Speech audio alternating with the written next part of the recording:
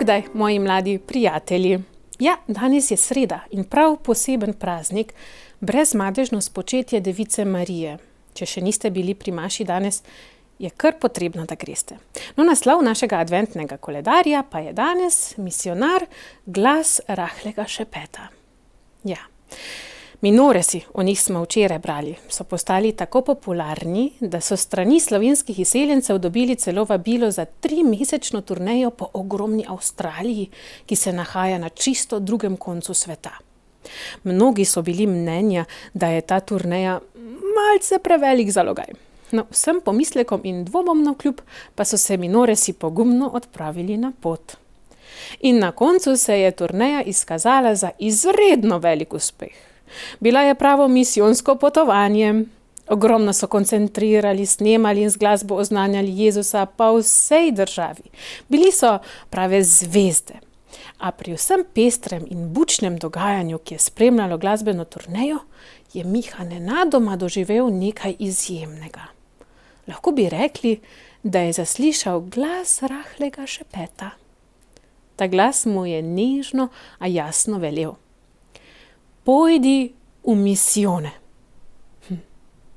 To se mu je pripetilo v mestu Adelaide, na enem od mnogih koncertov, ko se je ob vsesplošnem žuriranju in plesanju oder na sredini kar udrl.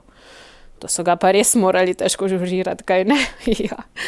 Človek res ne bi pričakoval, da bo sredi takšnega direndaja pater Miha doživel nekaj tako posebnega in na takšen način.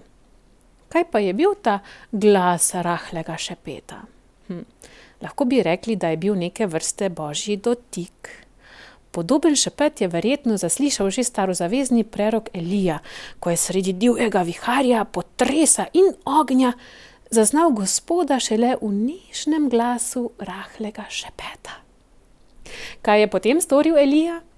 V Svetem pismu piše: ko je Elija to slišal, si je s plaščem zagrnil obraz, šel ven in obstal pri vhodu v votlino.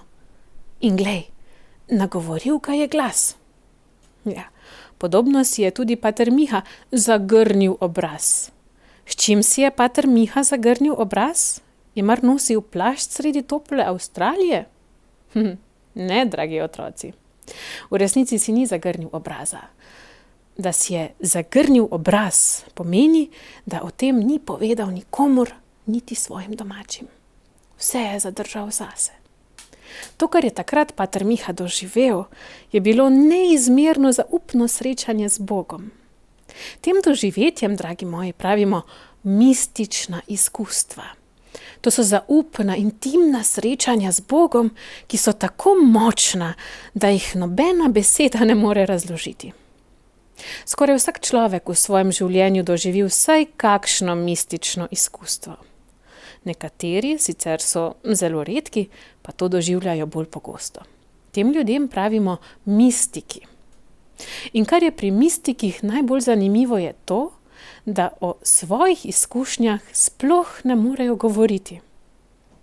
Tega, kar doživljajo, enostavno ne morejo razložiti z besedami. Pa ne, da ne bi hoteli. Naše besede, naša govorica je enostavno preslabo orodje, da bi lahko razložila bogastvo Božjega dotika, tega osebnega srečanja z Bogom. Mistiki zato v glavnem molčijo. Ja. In pozneje je Miha velikokrat ponovil: ne znam razložiti, kaj se je takrat tam na tistem odru zgodilo. Vem le, da sem od takrat mislil le še na to, kako bom šel v misijone. No, današnja naloga pa je takšna.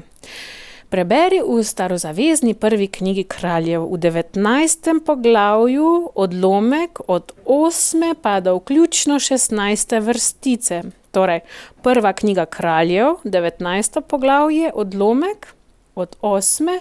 do 16. vrstice, vključno s 16. vrstico. In preberite, razmislite, ter se doma o tem tudi pogovorite.